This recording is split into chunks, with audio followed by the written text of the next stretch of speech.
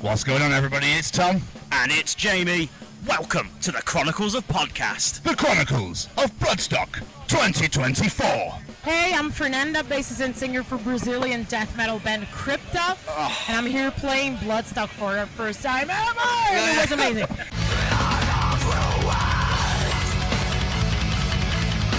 That was literally the best introduction I think we've ever had.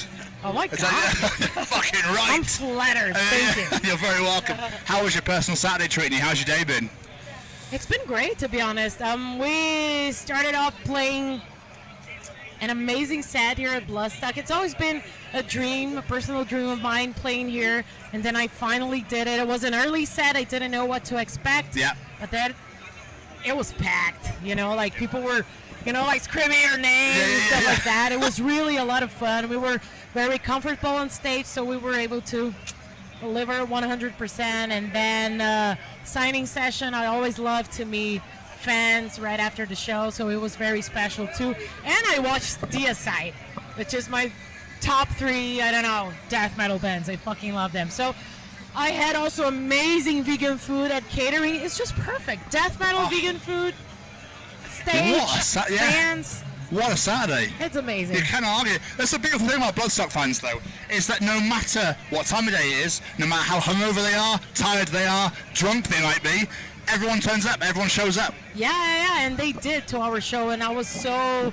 glad. You never know what to expect when you play a festival for a first time, and the UK, it's our second time here in the UK. First time was in June, so it's still like a new territory for us as a band. So I felt very welcomed. Good. Yeah, the crowd was amazing. Lots of them wearing T-shirts, and it was really early, like 12 something, and they were there for us. I really, really appreciate it.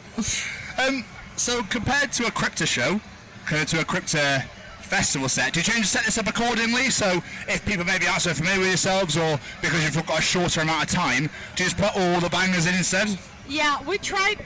That's always a thing, the set list, because like if it was for me, I would put like only the fast ones. And let's just like no pauses in between. Let's just go. Although I need pauses to get some water. But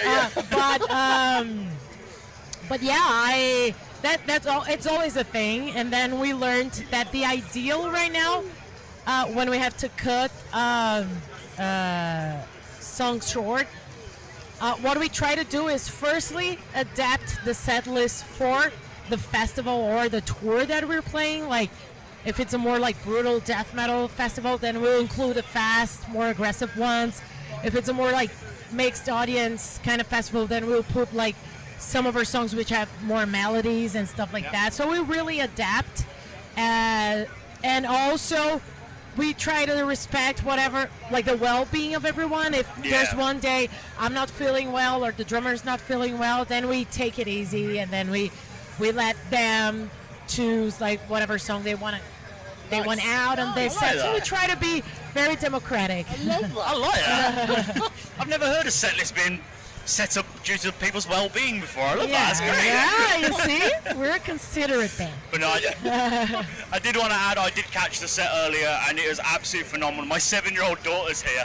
I was like, what do you think of these? And she's like, I don't know, Daddy. I was like, they're all girls. And she's like, that's so cool. Ah, that's so nice. That's so nice. Yeah, I always love seeing women watching us, and especially like little girls or teenagers, because I once was a little girl and a teenager. My dad is a metalhead, and so I used to go to concerts with him. And I remember the feeling when I could watch a few women here and there on stage.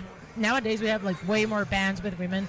Yeah. And I remember the feeling, I don't want to be, like arrogant and say, oh, I'm influencing, like girls. But I know the feeling. I know the feeling I had when I watched other girls play, and I think that's very cool. So whenever I see like other girls watching the set, I'm like, yeah, I feel inspired back, It's really cool. So us as a podcast, we're ambassadors for the Sophie Lancaster Foundation. Are you aware of Sophie and the story? I'm not sure. So back in 2007, Sophie was walking home from a night out with her boyfriend, and they were attacked by a group of 5 young lads, and Sophie lost her life. Oh. Her boyfriend ended up going to a coma. Fortunately, he came out of it. but life's not been the same since. And all this happened because they were goths. They didn't know these people. They never spoke to them before. They literally didn't like how Sophie was dressed, and they attacked her. That's very sad. Sophie's mom set up the foundation to basically protect people in this community, to make them feel more safe, to see what we can do. I know that. I think some years back when I played with my band Nervosa, I think someone told me about that, and they gave me like some wristbands, like rubber.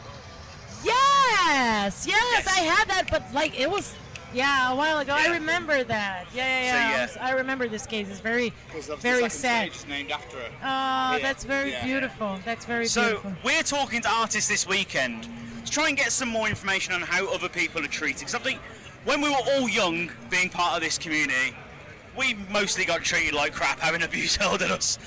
But what sort of stereotypes have been put on you for being part of this community? Whether it be when you were younger or even now, have you had like the side eye that, but she worships the devil, and like those sort of things? Have you experienced that? I mean, I was lucky enough to have grown in a very musical environment. My dad is a metalhead. My mom is all into music. So my family was kind of used to it. So in the family, there was no hostility at all. And it was actually the opposite. They were always encouraging me to, for me to be the metalhead I wanted to be since I was a kid. But I remember at school, I was kind of like the weirdo, like always with the big t-shirts, because we didn't have, like crop tops like we have nowadays. So I would have, like the big t-shirts, and I would be the weirdo, but I tried to embrace that. I don't think I was ever hostilized at school. At college, a little bit more. I was the only metalhead, and I was the only one coming from like a poor community, so there I was very bullied there, because like people didn't take me serious a lot, like there. I studied journalism, and I was like, like a metalhead with like red pants and stuff like that, and I knew I was a joke there. But nowadays, some of these friends, they see me, like playing all around the globe with my band, and I'm sure that they kind of regret treating me the way they did. Oh, absolutely. But in the metal scene, it's always been alright. It's always it's a little tougher as a woman being in the metal scene. It's got a lot better, but I think more and more we're feeling more and more comfortable doing what we came here to do, which is live our dream and do what we like, But absolutely. But I think it's better now, but there's still a long way to go, like when trying to show people that, hey, we're not weirdos, we're just, like us, and there's nothing wrong with being who we are, like the metalheads we are. And absolutely, like I say, I think it is easier, but there is still work to do. Definitely. Bringing it back to yourselves though, you are very soon going to join Hatebreed in America on their 30th anniversary tour. I was going to say how excited I am for, but that's the answer, right? I cannot wait for this tour. First of all, like I've known the Hatebreed guys over the internet for a while, and I mean, it's a huge band. We're gonna play. I think this is the biggest tour so far in my career. Like we're gonna be playing like this huge venues, and I'm so thankful to the guys. It's gonna be amazing. I know they invited us for this tour, and there's Carcass. They're one of my favorite bands, Carcass. And I cannot wait to watch Carcass every fucking night. Yeah. This is gonna be the coolest thing. I think even cooler than playing every night. But I cannot wait for that. It's gonna be a lot of fun. As a band, it's gonna be there's something in my head. Okay. As a band, there's just something here. As a band, it's gonna be like, again, I think one of the highlights of our career, because it's gonna be a huge tour. Fortunately enough, Crypta, people in the U.S. like us very much, like people in the U.S. That's what you mentioned. Yeah. Does it all the time. So people in the U.S. like the band very much. We did some tours there, and we were like welcomed. It's really good market for Crypta. So I think this is going to be a killer tour. I cannot wait.